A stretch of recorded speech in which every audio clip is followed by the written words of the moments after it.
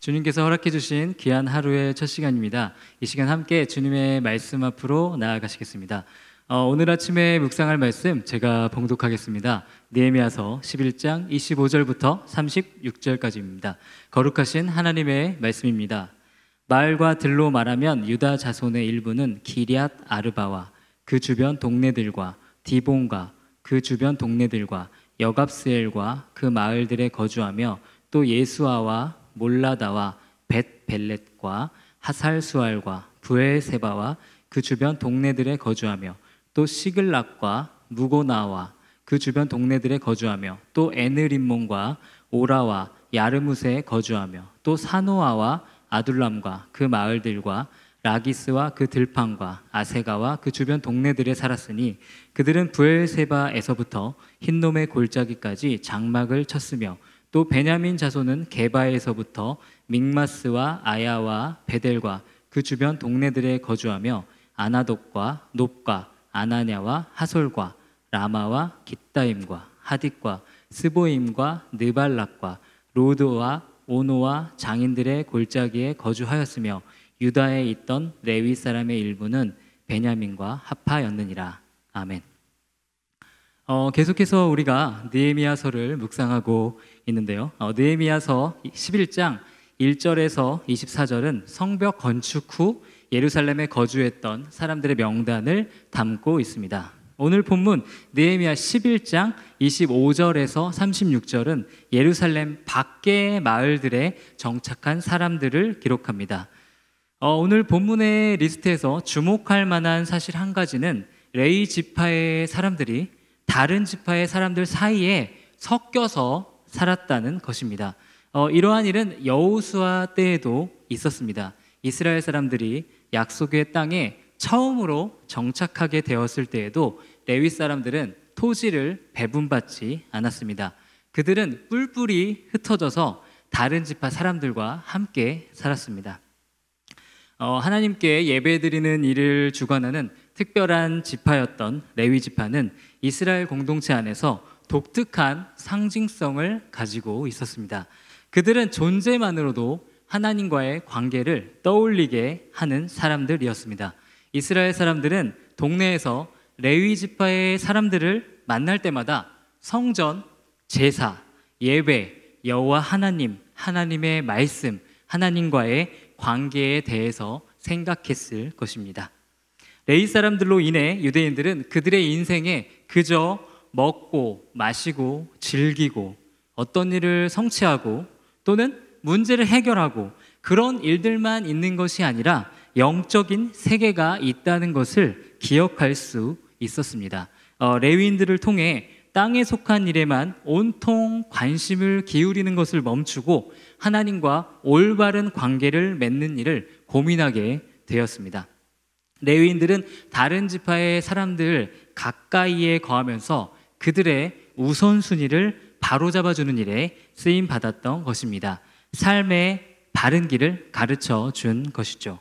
레위인들은 삶에 있어서 진정으로 중요한 것이 무엇인지를 유대인들에게 계속해서 깨닫게 해주는 역할을 감당하였습니다.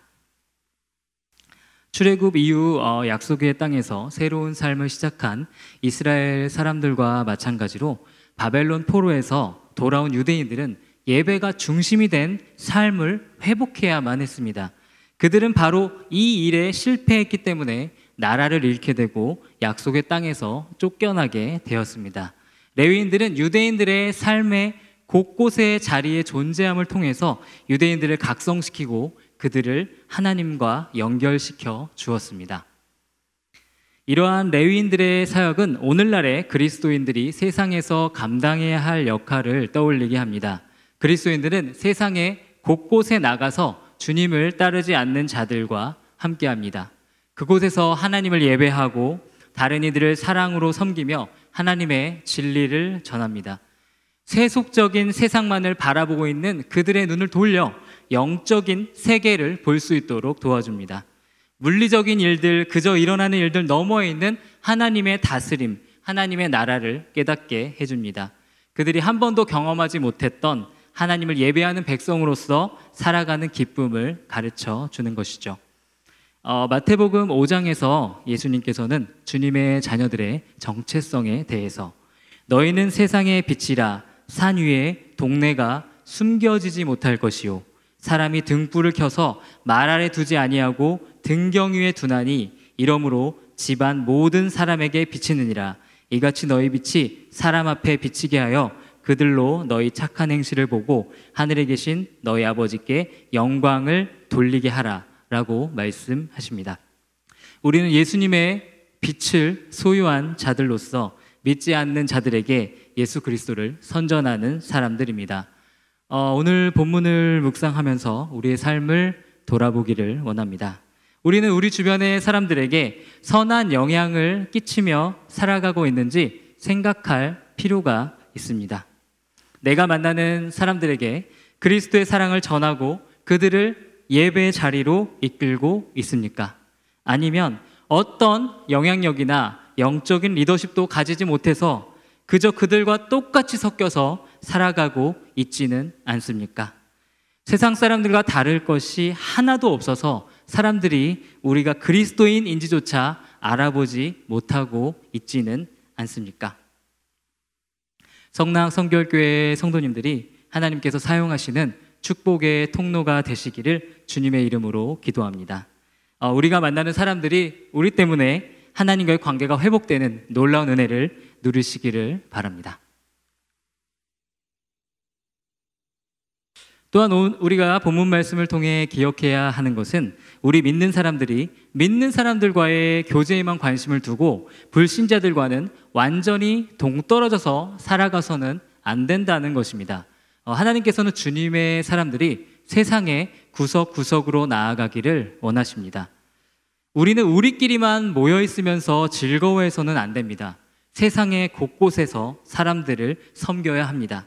우리가 신앙생활을 열심히 하다 보면 우리도 모르게 지나치게 교회 공동체 외에는 어느 곳에도 마음을 주지 않게 될 수 있습니다. 그러나 주님께서 기뻐하시는 모습은 교회 공동체뿐만 아니라 우리 안에 들어오지 못한 이들과 함께하며 그들에게 선한 영향을 주는 것입니다. 이 일은 마음이 통하는 믿는 사람들과 함께 교제하고 함께하는 일보다 훨씬 더 어렵고 불편하고 피곤한 일입니다. 그러나 우리는 우리에게 편안한 장소를 떠나 복음을 들고 그들의 삶의 현장에서 그들과 함께 해야 합니다. 우리에게는 어둠 속에서 방황하는 이들에게 나아가 생명의 빛을 비춰야 하는 사명이 있기 때문입니다. 말씀 삶 공동체 성도님들이 하나님께서 기뻐하시는 예배자가 되시기를 바랍니다. 또한 사람들을 예배의 자리로 이끌고 그들을 새롭게 하는 복된 삶을 살아가시기를 주님의 이름으로 축복합니다. 다 같이 기도하시겠습니다.